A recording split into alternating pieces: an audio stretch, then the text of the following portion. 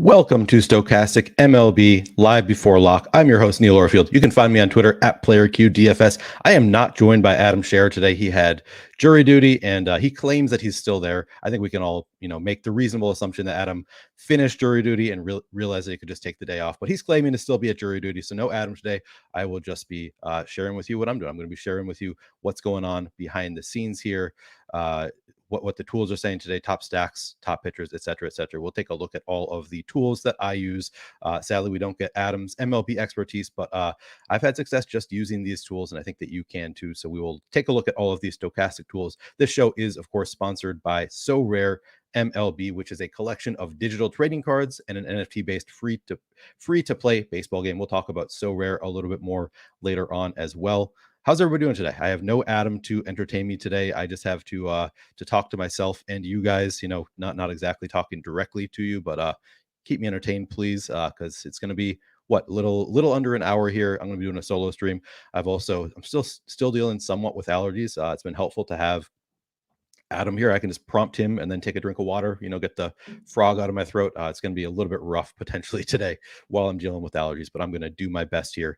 And we're just going to jump right into this slate, starting with Colorado at Pittsburgh. You can see here, this is usually, when I'm hosting with Adam, this is what I'm looking at most of the time is starting here, just saying, okay, we've got Colorado, Pittsburgh. Antonio Senzatella on the mound for the Rockies, Rich Hill for the Pirates. Pretty easy, just going down game by game here. We've got two games starting right at lock, which is 12:35 Eastern. We'll jump right into this one. So looking first at the pitchers in this game, I'm going to go to the top pitchers tool, Rich Hill, Antonio Senzatella, give my thoughts there. All right, so what are we looking at for Rich Hill? 8.5% ownership, 11% chance of being optimal. Looks fine to me. Versus Colorado in Pittsburgh. Obviously, it's a nice spot for Rich Hill, not like a dominant pitcher, but again, I just look at these numbers and I say, yeah, if I end up getting above weight to the field on Rich Hill, everything looks like he has positive leverage here. I'm happy to go there. Not a pitcher that I'm likely to be forcing in here with the 11% chance of being a top two pitcher, but that's good enough that, I'm willing to go there if price dictates. If you're hand building and you have 7,300 left over in a pitcher spot, I think that Rich Hill looks like a very good pitcher to play here. If that is, I'd go there before anybody below him. So that is where I stand on Rich Hill. Colorado, Antonio Senzatella, 1% projected ownership, 3.2% chance of being a top two pitcher, 9.8% chance of being a top two value pitcher. Kind of the same thing, like not looking like a pitcher that I'm going to love targeting here against Pittsburgh, but it's in Pittsburgh. It's not in Colorado. He's going 1% owned. If I have 6,000 left over, I don't know that he's the first place I would go, because you can see up here we've got Johnny Brito is a little bit cheaper and has greater chance of being a top two pitcher. Do we have anybody even higher? 61. I've got Sean Manaea at 5,900. Okay, so Sean Manaea probably going to be the first place you go if you only have 6,000 left over. But yeah, so probably not getting to a ton of Antonio Senzatella. The best thing I can say about him is he does have positive leverage, good odds of being a top two value pitcher, but probably not a huge priority for me today, just based on the top pitchers tool. And then we'll go straight to the top stacks tool. You can see here, we've got Pittsburgh, 2.7% projected ownership for the stack, 5.6% chance of being top stack. That actually is very appealing to me. This is probably one of the first stacks that I would go to, just because we have so much positive leverage and they're relatively high just in terms of top stack odds. Like usually you find positive leverage in the stacks at the very bottom and it's like, okay, that's great. But sometimes they're facing aces and like positive leverage is still like it's going to hit once every 3 months. I kind of like this with 5.6% chance of being the top stack, 2.7% projected ownership. Pittsburgh actually looks pretty good here against Antonio Senzatella. Of course, you can also see only 1.7% chance of being the top value stack. So you're paying up for these Pittsburgh bats in Pittsburgh. So I guess that's the reason they're going so low owned, is the Pittsburgh bats must be a little bit expensive here, but still looks like a nice spot with a 5.6% chance of being the top stack. Certainly somewhere you can go. Colorado doesn't look quite as good. 5.9% projected ownership, 4.9% chance of being the top stack, 4.4% chance of being the top value stack. Probably not somewhere I want to go immediately, not one of the first stacks that I'll go there. So prefer Pittsburgh here. If I were to rank, I don't know if I'm going to do the ranking, the four sides of it that I make Adam do every day. He's pretty good at that. It's a little bit tougher for me, but I think I would probably go Pittsburgh bats 1, Rich Hill 2, Colorado bats 3, Antonio Senzatella 4. If I were going to rank the 4 sides, I don't know. I'm going to do that for all of them. But then also, if you wanted to look at the actual bats here, because I did like Pittsburgh, you can just go to the top batters tool as well. Put Pittsburgh in as the team and see who you like on Pittsburgh. Looks like we're not getting. Can this be right? We have them. Oh no, because they're expensive, they're not getting much ownership. Okay, that does make sense.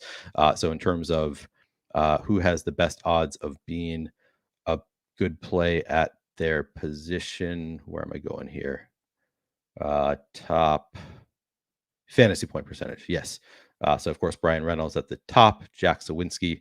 Reynolds with a 7% chance of being one of the top 3 outfielders.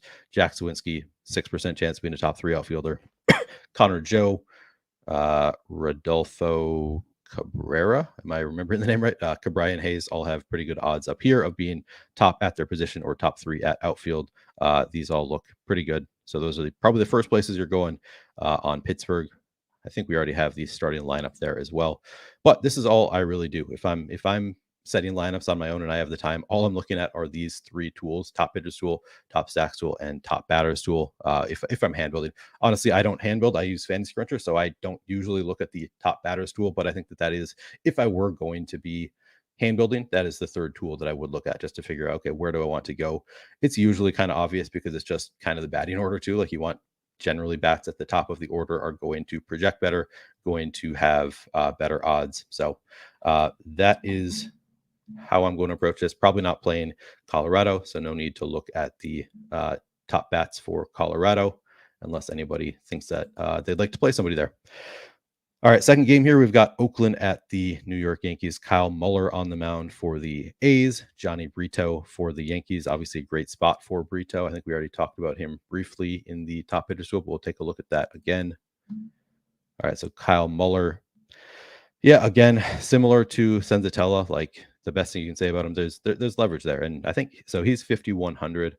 You can make a better case, I think, for playing Muller than Senzatella because Muller is the only pitcher 5,100 or lower. Like you can't play any other starting pitcher who is cheaper than Muller. So he has the benefit of you can play bats, you can play full lineups with Muller that you can't do with any other pitcher because of that $5,100 price tag. If I were to play Muller in a lineup, it would only be in a lineup that is using the full salary cap or, whatever the difference is it 800 between Muller and the next closest. So within 800 of the full salary cap at the very least. I'd really only want to play Muller if it's in a lineup that I can't play any other pitcher. It's a really tough matchup with the Yankees. I'm probably not going there intentionally, but if I love the rest of my lineup and I have, 5,800 or less left over, Muller is where I would go rather than going to like a relief pitcher or something.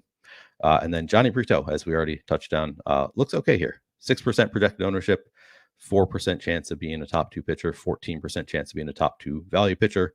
It's obviously a great matchup with Oakland. I think you can certainly make a case for Johnny Brito today. Not going to be one of my favorite pitchers, but it's certainly 14% chance to be in top 2 value pitcher. Looks pretty good there. Definitely somewhere that you can consider going against Oakland. And then again, we can look at the top stacks where we've got the Yankees number 1 on the board against Kyle Muller. No shock there. 17% projected ownership there with a 12% chance of being the top stack, 6% chance to be in the top value stack.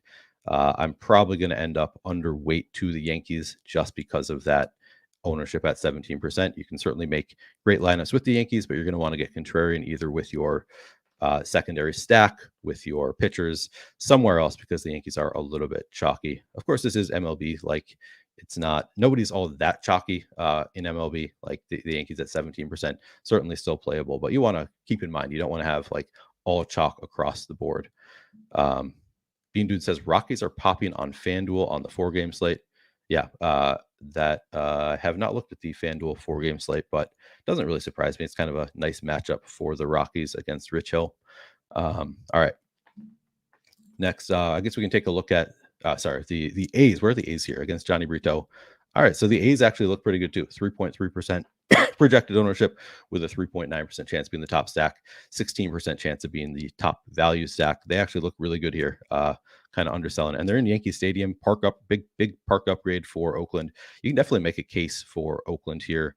So I actually think both of these offenses, both the Yankees and Oakland, are look pretty good in the top bats tool, or sorry, the top stacks tool. These are some of the stacks that I would definitely consider going to, especially when you have positive leverage, both in terms of value percentage and top stack percentage. Those are kind of some of the better stacks you're going to be able to find. So both Oakland and the Yankees look pretty good here.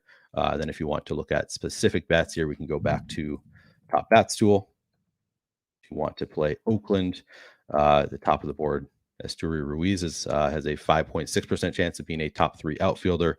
Carlos Perez, a 5.2% chance of being the top catcher. And then Brent Rooker raking, now that he's not on the Twins, of course, looks pretty good here for a 4% chance of being a top 3 outfielder. JJ Bleday, 4% chance of being a top 3 outfielder, et cetera, et cetera. So this is kind of the ranking of Oakland here in terms of their top point scoring odds. And then, of course, top fantasy point per dollar odds will change a little bit based on who's expensive. We've got Tony Kemp's only 2,500, so better odds of being a top value play. JJ Bleday, similar. So these are the kind of things I'm looking at if I'm trying to use the top batters tool.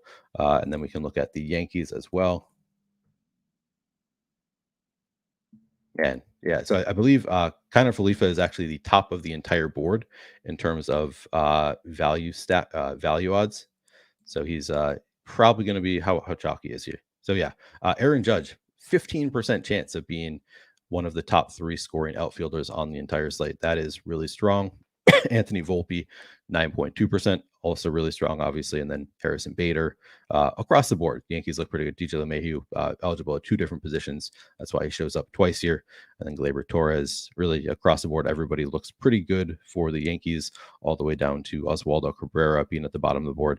Isaiah Kiner Falefa, as I mentioned earlier, not as good of odds as being a top fantasy scorer overall at outfield, but then in terms of just odds of being a top point per dollar play at outfield, 15% is really high for 2,100.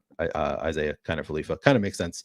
And then Oswaldo Cabrera at 11% as well. So you got, bats that look really good in terms of odds of being great. And then you've also got some value bats that make it more possible to play the Yankees. Kind of makes sense that they're going to be a little bit chalky on this slate. But if I were to rank the 4 sides, that is tough. It'd probably be A's 1. I mean, Yankees obviously 1 just because they have the overall top stack odds. But once you factor in tournament play, I'd probably be more inclined to go to the A's number 1, Yankees number 2, and then I'll go to Brito number 3 and Muller number 4 in this game. All right, I'm going to check if I have any questions here and take a sip of water since I don't have Adam to stop me here.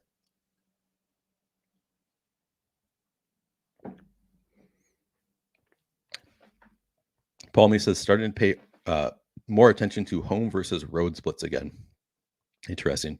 I think for stacks, like you can factor in home versus road because a bat at on the road is going to get 9 innings for sure. It's not necessarily true if you are playing at home. You're not guaranteed that 9th inning, the bottom of the 9th. So that's one place I factor in home road splits. Not something I typically factor in any kind of meaningful way. 1-2 says getting some ugly secondary stacks. You kind of need to. I mean, especially if you're playing like the Yankees, it's gonna look pretty good. So yeah, I play plenty of ugly secondary stacks. Hopefully you're at least playing like the better batters in those lineups in your secondary stacks. Typically I'm not wanting to play like a secondary stack with the 6 and the 8 hitter. I'd rather go a little bit earlier there. But yeah, I play plenty of ugly secondary stacks.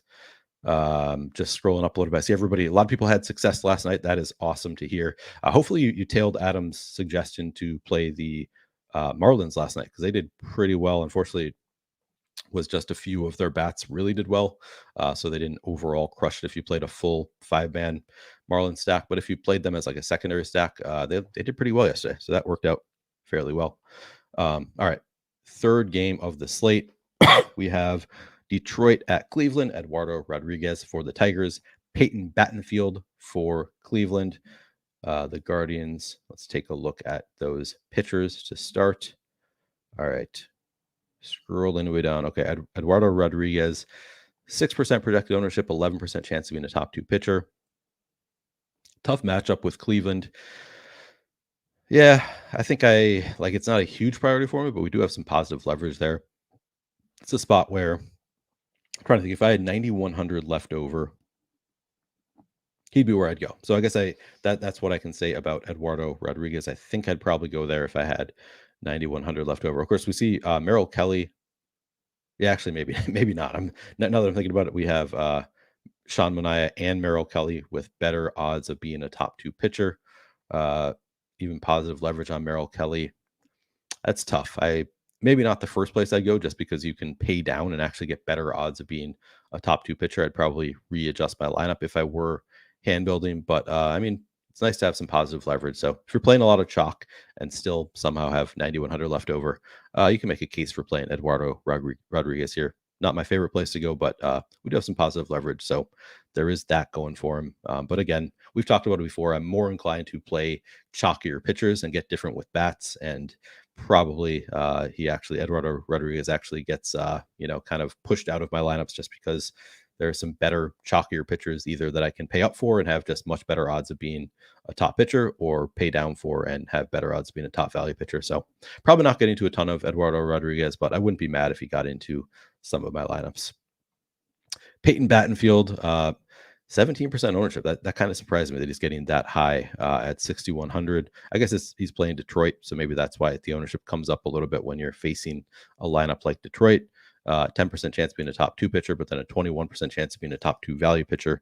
Looks okay as well. Another place where it's like, if I get there, I'm fine with it. I'm not trying to force Peyton Battenfield into my lineups, but I like him better, I would say, than Eduardo Rodriguez. The matchup is certainly better against Detroit, and he's only 6,100, so he doesn't have to beat that many other pitchers to be the best in his price range. So yeah, looks fine. Nice matchup. Happy to go there. And then top stacks tool, we have Detroit and Cleveland both kind of near the bottom. That's interesting that both, like, the pitchers don't grade out extremely well, but then these stacks also don't grade out extremely well. This is a spot where I probably would be willing to go closer to the bottom of the board. We don't really have any true aces on the mound today. So this is, sometimes we see slates where the bottom will be just like all of the stacks that are facing aces. We don't have that today. So I kind of think you can play any stack reasonably today. But Cleveland looks okay. 2% projected ownership, 3% chance of being top stack, 2% chance of being a top value stack. They look fine against Eduardo Rodriguez. Not the best matchup, but Cleveland kind of a dangerous lineup. And then Detroit, 5% projected ownership, 16% chance of being the top value stack. Looks pretty good. 4% chance of being the top stack overall. So yeah, I'd play some Detroit against Peyton Battenfield. I think I'd be happy to go there. And then if you want to look at the top bats in particular, if you're trying to hand build some lineups, take a look at Cleveland first. Just in terms of odds of being the top scorer at their position, Jose Ramirez looks really good. Ahmed Rosario looks pretty good. Mike Zunino looks good. Yeah, across the board, like not really high odds, but also not getting a ton of ownership. Relative to ownership, Jose Ramirez looks like a great one-off here. 2.3% projected ownership for Jose Ramirez with a 6.8% chance of being the top fantasy scorer at third base. I'd definitely be happy to get to Jose Ramirez if I have that 5,900 to pay. He looks really good. Ahmad Rosario, similarly, 1.5% projected ownership, 4.5% chance of being top scorer at shortstop. Mike Zunino. So you can actually cover some nice positions here. The top four on the board here: third base, shortstop, catcher. I guess we have two shortstops, so can't play them both. But you can play Tal Freeland at second base as well. So yeah, you can cover some nice positions with Cleveland. I guess that is a point in favor of playing some Cleveland stack that you can probably fill in some ugly positions. Maybe as your secondary stack, they look a little bit better. And then Detroit.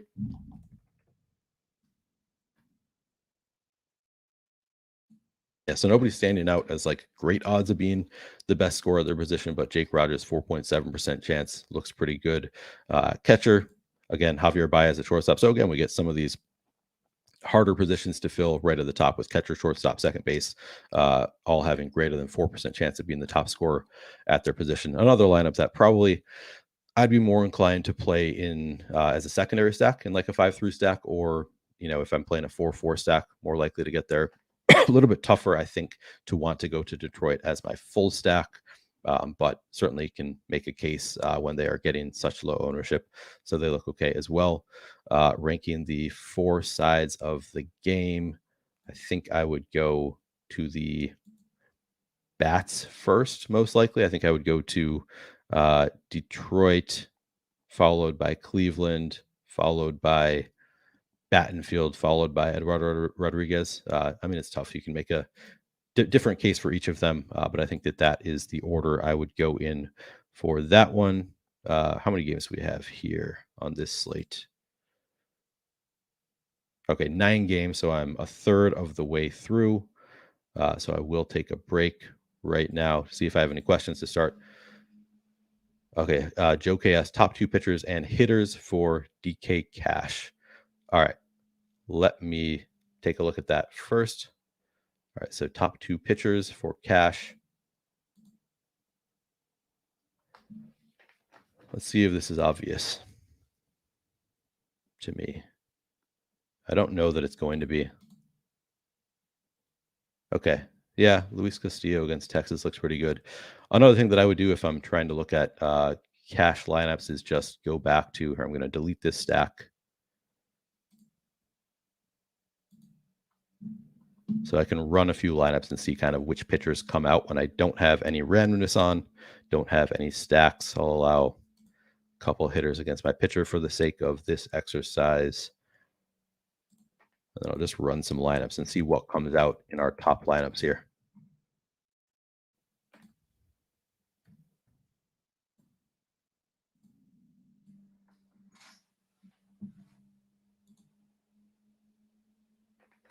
All right, so these look like, yeah, these 4 are the 4 that you were considering. I would probably go, I mean, it depends on your lineup, but I would probably go, I mean, Manaea at the $5,900 price tag, I feel like is going to be pretty chalky in cash. So probably Manaea and I guess Gausman. If he's getting into 82% of those lineups, looks like you're able to fill in some decent bats even with paying up for Gausman. So probably Manaea and Gausman. I would maybe it'd probably be between these 3 pitchers are my 3 cash pitchers: Gausman, Manaea, or Castillo. The 3 pitchers I am considering here, and then bats that I'm considering. We can take a look at who else just pops out. Chris Taylor jumping into 76% of these lineups. Looks pretty good to me. Joey Meneses looks like the obvious one at first base. Interesting. Just spending $2,700 at first base. So probably those are the top bats that I would put into cash lineups. They are just going to be great point per dollar options. Joey Meneses and Chris Taylor, probably the top bats that I would get there if I were to play a cash lineup today. All right, back to actually before I move on to the 4th game. So we've made it through 3. I do want to tell you about our sponsor, SoRare. Again, this is an NFT based way to play. Really fun way to play fantasy baseball. If you haven't already done so, you should check out SoRare. You can see here all of my lineups that I have going right now. And the one on the far right, the really, really bad one, that is my common lineup. That's because I did not spend enough time trying to make a good common lineup, and I just have bad cards. So you can, when you sign up for SoRare, they give you the opportunity to build a lineup right away, a common lineup. It's free, and then you can't sell those cards or anything, but you can use those common cards to enter SoRare contests where you can win limited cards, number to 5,000, that actually you can sell on the secondary market, and you can win like the rare. You can win in some contests. You can win rare cards, but even in the limited cards, you can win like tier 1 rare cards, or sorry, limited cards. So you can get like a Shohei Ohtani, Mike Trout, etc., etc. I just put the link in the description to SoRare. So if you are interested in checking out SoRare, which I highly recommend doing, I just put the link in there. Please do use that link so we can track you. But really fun way to play fantasy sports. You have to fill in, starting pitcher, relief pitcher, and then middle infield, corner infield. You get flex positions, etc., etc. And these cards, so these are cards, these limited cards I actually bought on the secondary market, but I have the cards. I can use them in contests going forward every week. So like for the remainder of the player's career, you're going to be able to use their card to enter these limited contests. And of course you can sell them if you want to as well, or keep them as collectibles, whatever you want to do with the cards. But going forward, you have they're single entry contests. You can only enter each card into one contest during each period, which there's 2 game periods per week. But you can do that going forward for the remainder of the player's career. And if my baseball, I have not had a ton of success yet in MLB. NBA, I had a lot of success. I think it's a really fun type of game. I'm sure I will figure it out by examining what the top lineups are doing at some point, but not quite there yet. But yeah, definitely check out So Rare if you have not already. Really fun way to play fantasy baseball. All right, back to the games. I guess I will refresh. We got a new lineup.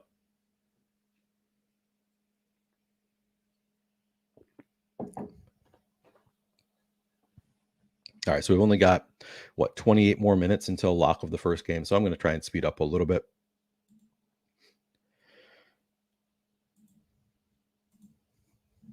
All right, so I made it through these first 3. Dodgers at Brewers. We've got Kershaw on the mound for the Dodgers, Wade Miley for the Brewers. We'll start there with the top pitchers. And you can see here, Kershaw is the number 2 on the board in terms of top 2 pitcher odds, coming in at 38% ownership, 22% chance of being a top 2 pitcher, which, look at that, and you can see, yes, there's negative leverage. In the past, I would have probably just gotten underweight to the field on Kershaw. I'd probably set a cap and get to lower than the 38% projected ownership.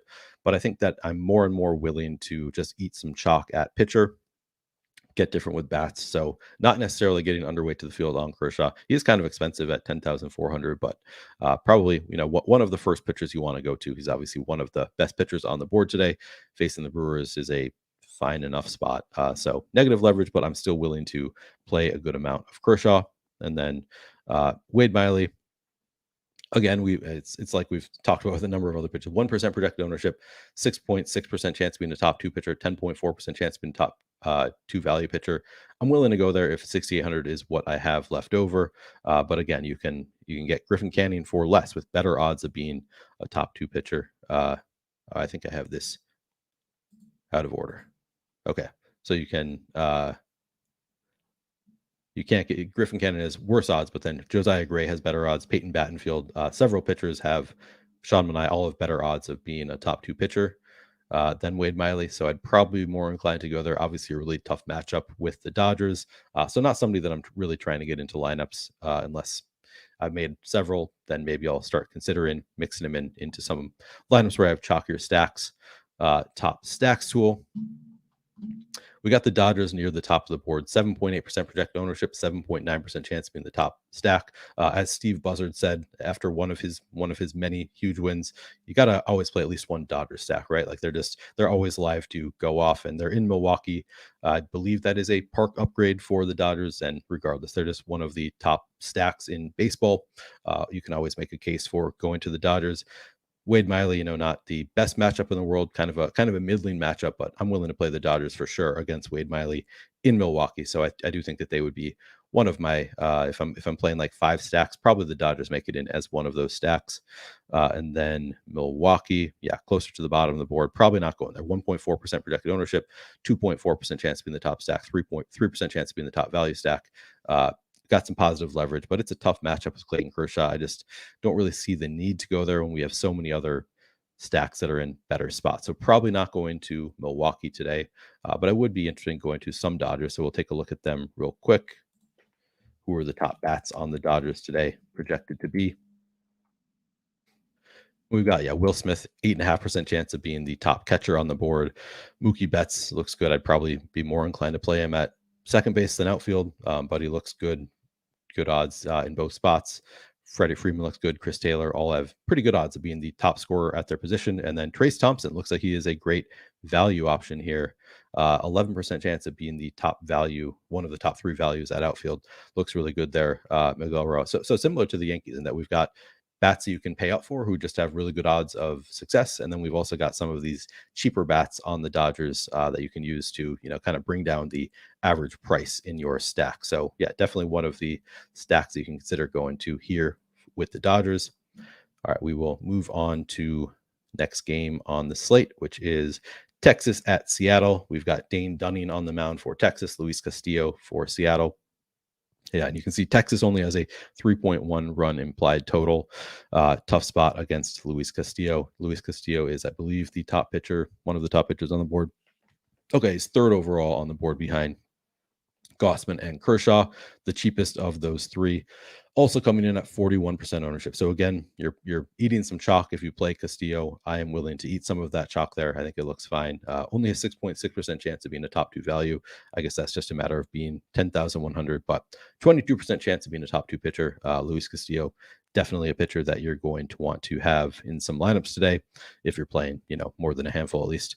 And then Dane Dunning, coming in at 1% ownership, 12% chance of being a top 2 value pitcher, 4% chance of being a top 2 pitcher overall. Again, some positive leverage at Seattle. It's a park upgrade, I think, but still kind of a tough matchup with Seattle. Probably not one of the first pitchers that I'm going to. And then in terms of stacks here, we have Texas at the very bottom of the board. Probably not playing Texas today against Luis Castillo, even at 1% ownership. 2% chance to be in the top stack. If I were playing 150, I probably would. I would probably be above weight to the field on Texas. I don't think that I'm going to be. I think I'm only playing 20 lineups today, so probably not going to Texas.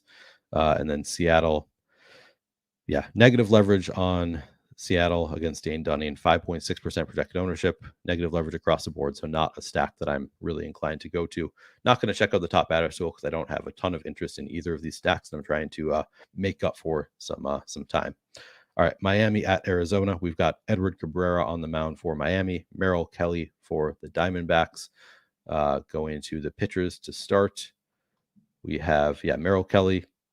I mean, look at the price gap here between the top 4.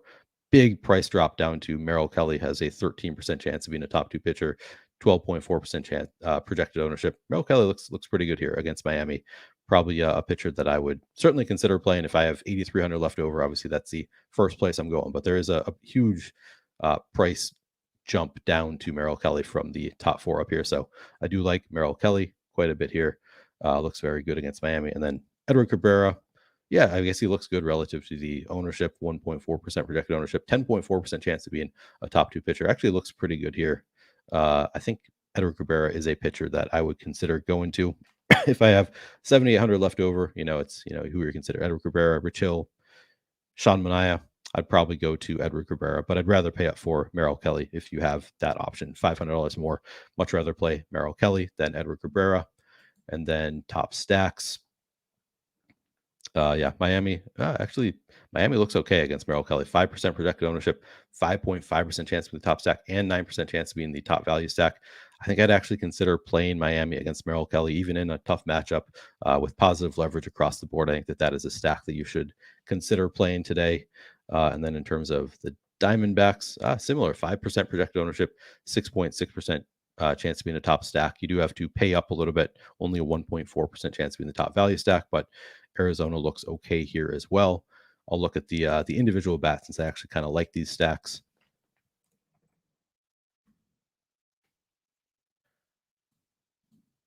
So Miami, first place you're going to go is Jazz Chisholm, Brian De La Cruz, Gene Segura, Jorge Soler coming off double dong yesterday.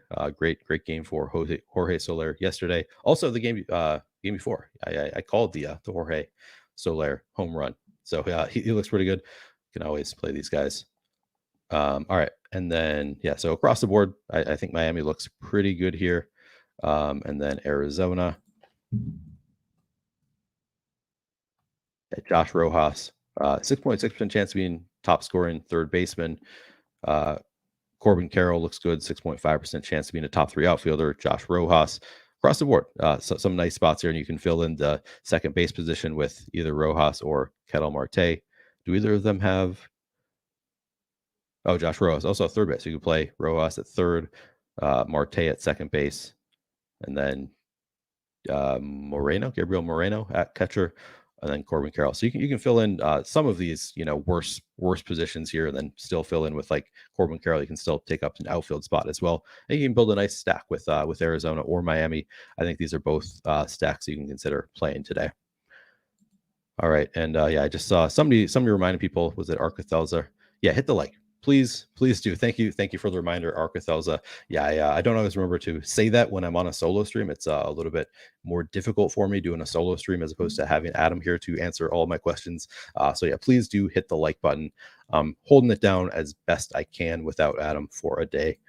All right. Next game on the slate, we've got Washington at San Francisco. Josiah Gray on the mound for Washington. Sean Manaea for the Giants. We've already talked about Sean Manaea, but he's down to 5,900 against the Nationals. Feels like everything coming together for Sean Manaea to be a great play here. And then, of course, he'll get smashed by Washington. But no, he looks pretty good here. 5,900. We've got him with 18% projected ownership, only 13% chance of being a top 2 pitcher, but a 27% chance of being a top 2 value pitcher. Certainly, and he's looking at the other pitchers in his price range. Manaea, where do you have to drop down to get somebody near 6,000? Peyton Battenfield has a, I guess, 9.8% chance. So not the hugest drop there, but a little bit of a drop. Looks like Manaea is the best of the bunch of the pitchers around 6,000. And again, we talked about the price drop from Wheeler to Merrill Kelly. Another huge price drop down to Sean Manaea, the next on the board in terms of top 2 pitcher odds. So Sean Manaea, I think, even though he's a little bit overowned relative to his top pitcher odds, I think he looks great against Washington. Talented pitcher, down to 5,900 in a nice matchup. So I like Sean Manaea quite a bit. And then who do we have going for Washington? I already forgot who's pitching for the Nats. Oh yeah, Josiah Gray. I'm missing. Oh, here he is. Okay. Yeah, looks fine. 9% projected ownership, 10% chance of being a top 2 pitcher, 20% chance of being a top 2 value pitcher. So he is one of the better value plays on the board. I'd be more inclined to go to Sean Manaea, but as far as pitchers down at the bottom, I do think Josiah Gray looks okay. I guess he's right behind Peyton Battenfield, both in terms of top 2 pitcher odds and top 2 value odds, and he's more expensive. So probably more inclined to go to Battenfield there, but Josiah Gray looks okay against San Francisco. Nice park in San Francisco for a pitcher. So everything looks good there. And then in terms of the bats here, Giants actually looking pretty good.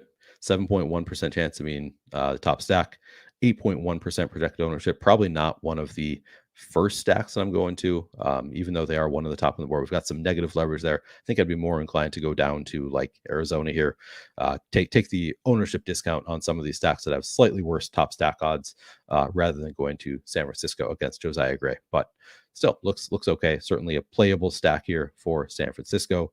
And then Washington, middle of the pack here, 9% projected ownership, 5% chance of being the top stack, 19% chance of being top value stack. With the pitching on today's slate being not all that great, I think I'm less inclined to go to stacks that have great value odds but not great overall odds. So I think that Washington probably not a place that I'm going to today. So I might play some of the Giants, but probably not going to Washington here. I think I'm going to skip over looking at the individual bats. If you guys have any questions, feel free to ask, and I'll go back to it. But not enough interest that I think we really need to look at the bats for either of these teams. Toronto at Philly. Kevin Gausman, of course, for Toronto. Zach Wheeler for the Phillies. Going to be some of our top pitchers on the board. We've got Kevin Gausman, top overall pitcher on the board, and going under own. So Kevin Gausman actually looks really great in the top pitchers tool today. You have to pay up for him, 11,100. Not the best matchup in Philadelphia. Tough spot, but again, 13% projected ownership, 24% chance of being top 2 pitcher. Looks really good. Don't know what else you can say about Kevin Gausman. I'm willing to go well above the field there on Kevin Gausman if that is where things lead for me. Zach Wheeler, even tougher matchup with Toronto. It's in Philly. Tough spot here, but 20% projected ownership, still has 16% chance of being a top 2 value pitcher. Negative leverage, but I'm still willing to go to Zach Wheeler. You got to bet on the talent at some point. So I prefer Gausman, but Wheeler certainly would be in my player pool.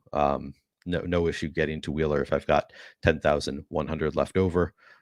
Probably more inclined, more often I'm going to go to the 3 above him here because these 2 are cheaper and Gausman just has much better odds. But still willing to play some Wheeler. It's a tough spot, but talented pitcher. And then in terms of the bats, I don't think you're going to be playing a ton of either of these. Where do we have them? Phillies, 3% projected ownership, 3.6% chance of being the top stack. So some positive leverage, but they're expensive. 0.3% chance of being top value stack. So don't necessarily need to go there. Toronto, Toronto actually looks really good here. That's interesting. 1.2% projected ownership, 5.7% chance of being the top stack. I was expecting to find Toronto much further down the board. with these numbers, I would definitely want to take some shots on Toronto with the 5.7% chance of being the top stack overall at just 1.2% ownership. Zach Wheeler has gone through stretches where he gets blown up a little bit. I'm just refreshing to see if these numbers are holding up.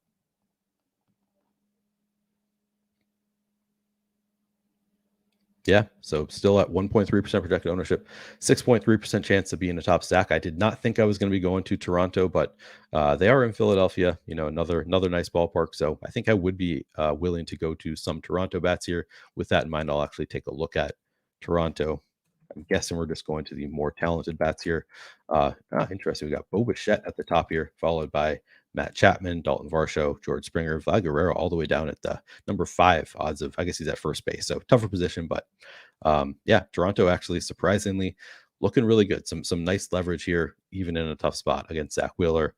The ownership really low on each of these bats, so you can also play these bats as one-offs. A lot of talent in this Toronto lineup, so I'm willing to go there as a full stack. I'm willing to go there as one-offs as well. I was going to say I didn't think they were going to be a stack I'd go to against Philadelphia, but I trust the tools, and the tools tell me that today they have better odds of success than the ownership is. So definitely willing to go to some Toronto, and if they do go off, you have a huge leg up on the rest of the field if you play them. So I like Toronto quite a bit. Looking at the tools.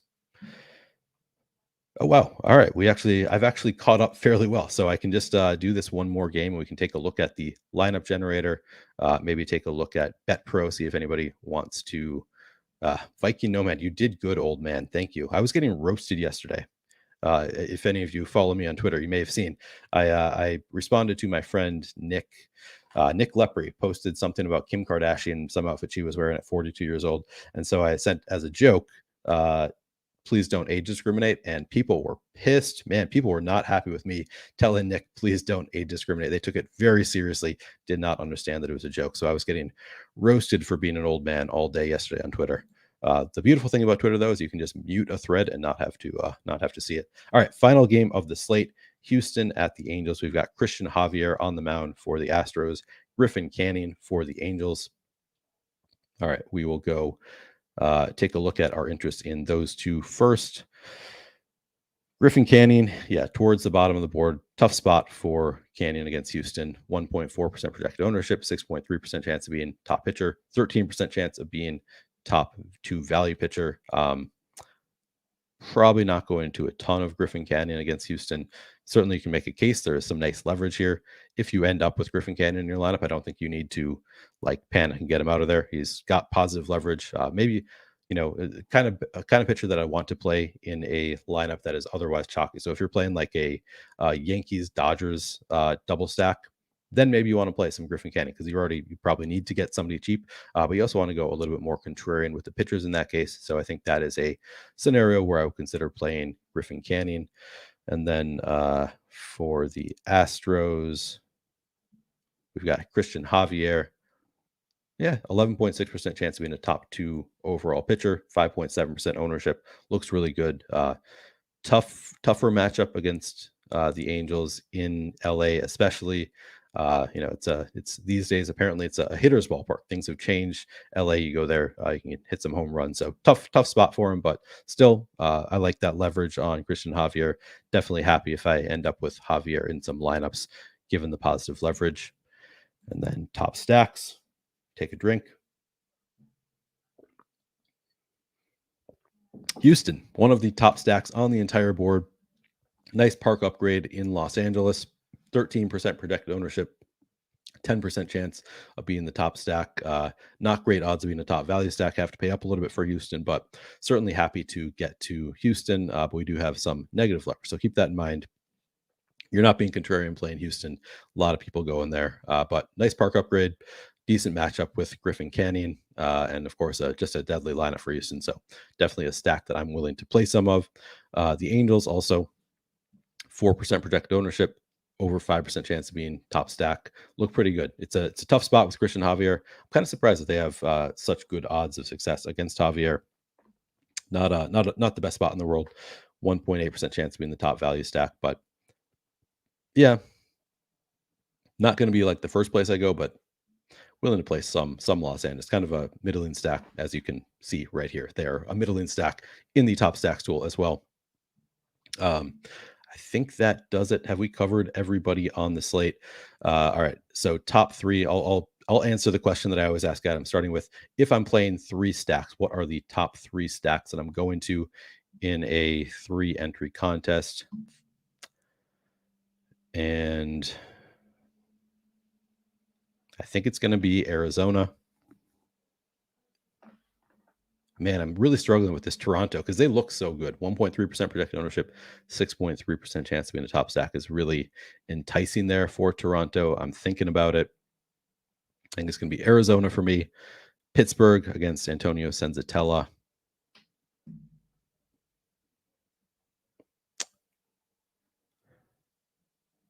Maybe Oakland. Actually, in New York, I think that I actually consider Oakland. These are, of course, more contrarian stacks. If I'm playing a three max contest, I'm likely to go to 3 contrarian stacks. So I think it actually might be Oakland, Pittsburgh, Arizona for me.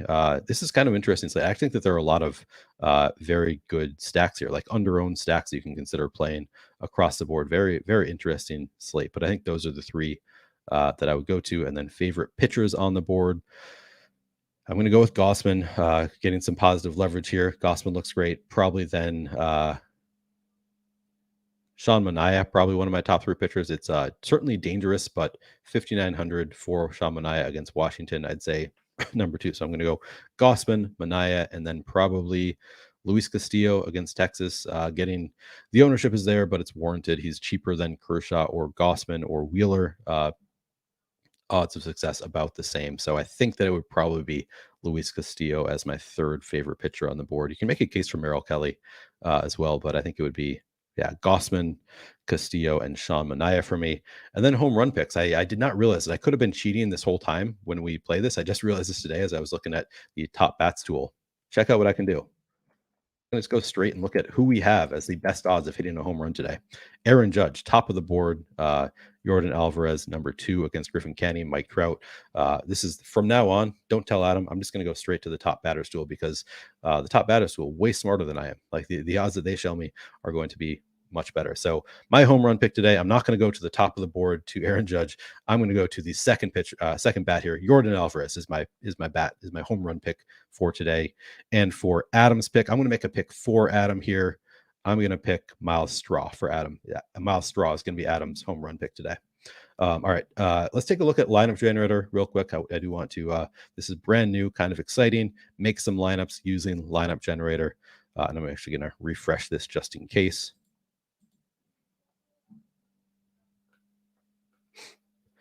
And if anybody has any questions, I haven't been in chat as much. I'm trying to check in occasionally. It's a little bit tougher when I am having to show my screen and all that. But if you have any questions, I'm going to be checking. All right, DraftKings main.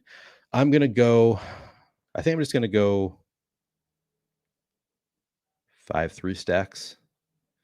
It's a big enough slate. I'm more inclined to go to 5-3 stacks. So I'm just going to force in some 5-3 stacks here. I'll go balanced once again. And I'm not going to lock in anybody. I'm just going to skip the locks and see what it gives me. All right, so first lineup, we get, some chalk at pitcher. I like that. Kershaw and Luis Castillo obviously look good. And then we get Yankees 5-man with Miami 3-man. Certainly a lineup that I don't mind. You're getting kind of chalky with the Yankees, but we got Oswaldo Cabrera in here with just 6.2% projected ownership. And then Miami, again, one of my favorite stacks on the board, and they coming in at lower ownership. So bringing down the overall ownership on the lineup with Gene Segura, Joey Wendell, and Brian De La Cruz. So I actually like this lineup quite a bit. You get 2 of the best pitchers on the board. You get your Yankees stack with some contrarian pieces. I guess not really just as well. The Cabrera is a little bit more contrarian in the Yankees stack, but then you also get the 3-man Miami stack to kind of balance out some of the lineup here a little bit in terms of ownership. And you can see here, it is on the far end of chalky here. I told it to give me balanced lineups, but it's chalky within the lineups that the generator is giving me. So these lineups have already been vetted, like they based on 10,000 sims. Every lineup you're going to get here based on the Stokastic sims, which I believe is 10,000 run 10,000 times. These are lineups that over the course of those 10,000 simulations have already been found to be plus EV, which is hard to make plus EV lineups because you're always dealing with rake. These lineups have already been vetted. These are all plus EV lineups according to these Stokastic sims run by some of the best DFS players in the world. So, even though it says it's on the far chalky end of ownership, that is relative to the lineups that you're getting here. It's still not a super chalky lineup. It's not like you're just playing like all of the chalkier. And then it's close to being, top of optimal as well. So I actually like this lineup quite a bit. I'll save that one. Second lineup, we're getting to another Yankees stack here. Who do you have to win the XFL going to the games this weekend? Oh, you're going to the game now. That's fun. I would pick the Defenders, right? It's Defenders versus Arlington. Am I remembering that? I think that's right. So yeah, it would be the Defenders for me. All right. The second lineup, once again, so we get Clayton Kershaw. Don't mind that one bit. Josiah Gray, down at 9.5% projected ownership.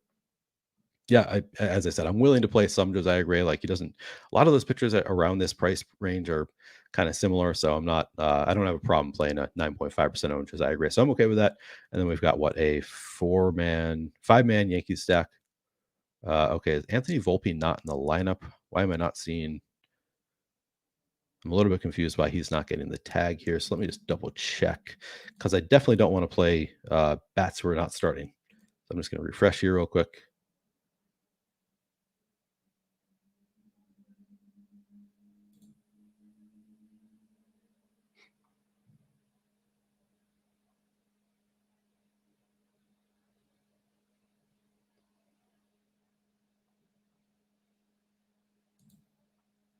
Do we have the Yankees lineup? Yes, we do.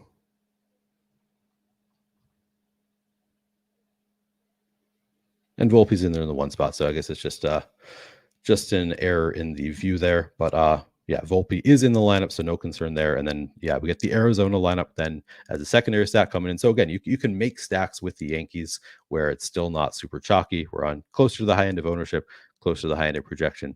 Looks pretty good here as well. I think I preferred the one prior to this, the Miami secondary stack with better pitching, but I still think that this looks like a fine lineup if you want to play a Yankees lineup.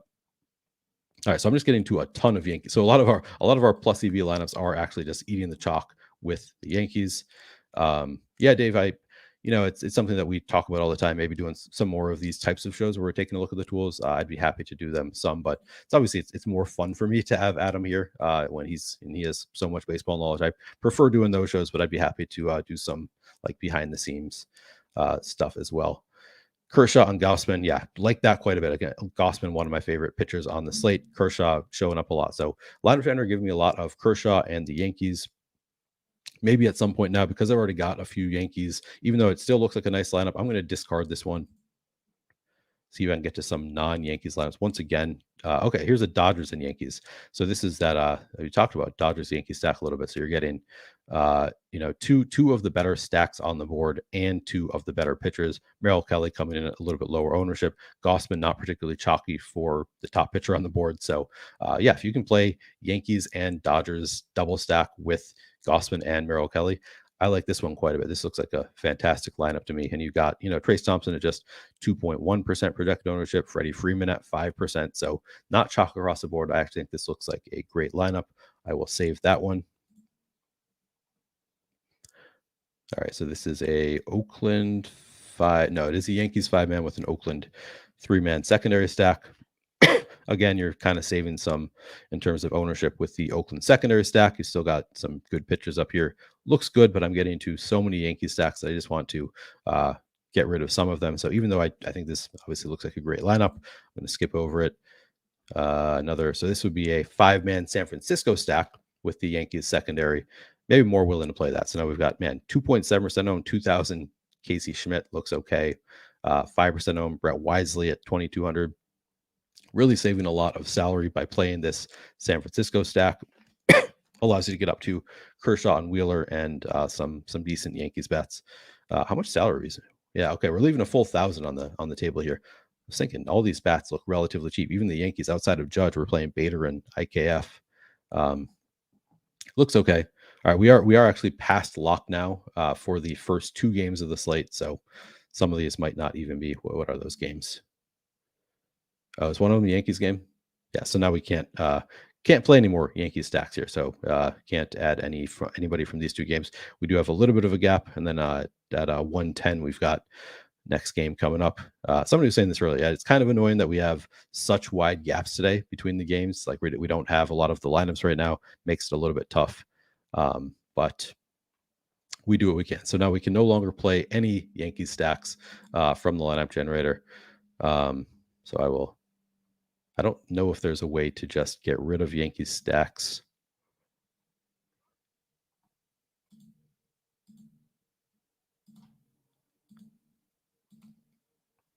Yeah, we're getting to a lot of Yankee stacks in the lineup generator. I'd like a little bit more diversity in my stack, so I only chose 3 of them. Yeah, Aaron Judge in every single one of them. All right, I'm going to go to get more lineups. So now because I've only chosen 3, you can choose up to 20 lineups right now. So I can go back and choose some more. I'll just keep playing around with it just slightly, even though we are after the initial lock. See if I can find some lineups that don't have any Yankees in them. And it doesn't look like it's possible right now.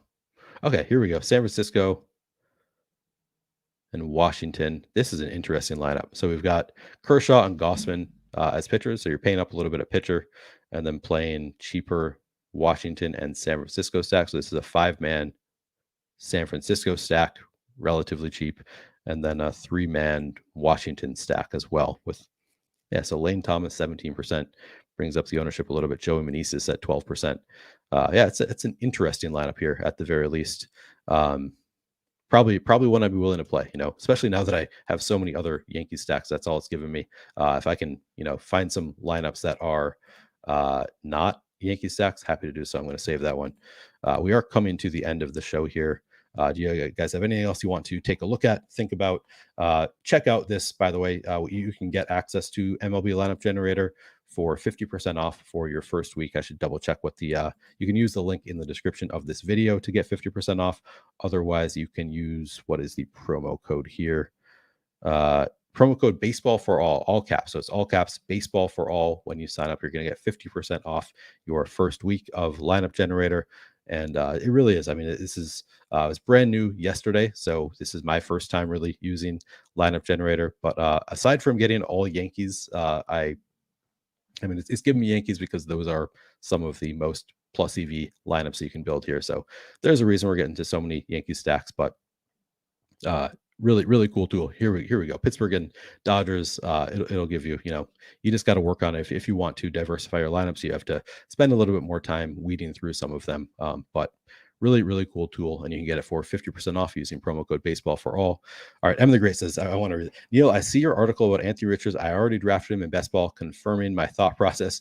Completely off topic. Yeah, I was asked to do that yesterday. I wrote up because everybody's talking about Anthony Richardson right now. So I was asked to give my thoughts, and I was like, I have such a hard time reading it. Like I was thinking he was going way over owned, to be honest. I haven't drafted a ton of Anthony Richardson. So I wanted to double check myself. Like, is there more reason for the hype than I'm giving credit to? So I actually spent a good amount of time yesterday watching some videos, reading through some threads, and ended up kind of right where I was to begin with. Like, I think he's a player that is going, I think, overdrafted just because the range of outcomes is so large, but he also has such high potential. I think it's unlikely that he hits it as a rookie, but I also don't want to completely miss out on Anthony Richardson. So if you are interested in playing some underdog best ball, check out my Anthony Richardson article, which I posted on Twitter today. Again, you can find my Twitter at PlayerQDFS. All right. Hell yeah. Some guy in Florida says I hit 6 of 6 on Prize Picks last night. Love to see that. I've been doing pretty well using the Prize Picks prop tool that we have. Right. Double play. I dig it. Interesting. All right. Oh, Arnold, you did stick around. Arnold, I thought you left me after Adam wasn't here, which would be fair. If you want to leave with no Adam, Adam has a lot of great info, but I appreciate you sticking around. Thank you guys for hanging out with me, keeping me entertained. I wasn't able to use chat as much as I would like to, but with Live Before Lock and doing it solo, had to kind of focus on what I was doing, focus on the tools that I was showing you. So not in chat as much as I wanted to be today, but really appreciate you guys hanging out with me. If you have any other questions or anything, I'll stick around for another couple of minutes. Otherwise, I will move on. Get ready for, I've got an Underdog NBA show at 1:30 Eastern time for you elitists on the East Coast. I'm going to be doing an Underdog NBA show with Lofty at that time. So come back for that if you want to hear about Underdog NBA. We'll be doing some drafts, talking about some of the props available on Underdog. Should be a fun show. I'll have Lofty there with me, so I won't have to be talking the entire show. That's going to be nice. Jake Swell says Anthony Richardson is about to smash next year. I think he's going to be good. It's not that I don't think he's going to be good. It's just rookies coming in as a rookie. It's a tall order, like especially when he's already has some issues with accuracy. I'm not convinced that he's going to be good this year, but I'm gonna try to get to some. I do think he has a potential to be very good. All right. Paul Me says you're free to go, Neil. I appreciate that. Paul Me. Yeah, I think we've covered everything we needed to cover, taking a look at the tools. Really appreciate you guys hanging out with me. Was fun to do a solo stream, but also looking forward to having Adam back together, because it's more fun to be able to talk to somebody and take breaks and take drinks of water, etc. But really do appreciate you guys hanging out with me. It was a lot of fun. Again, if you have not hit the like button, please do so. Hit the notification button so you can get alerts when our shows go live, and subscribe to the channel if you haven't already. I will catch you if you want to check out Underdog Show. Be back in 45 minutes with Lofty. Otherwise, I'll be on the NBA deeper dive tonight with Josh. So that'll be a little bit different schedule today since Adam is out. But check us out later. Thanks again, guys. Really appreciate you hanging out.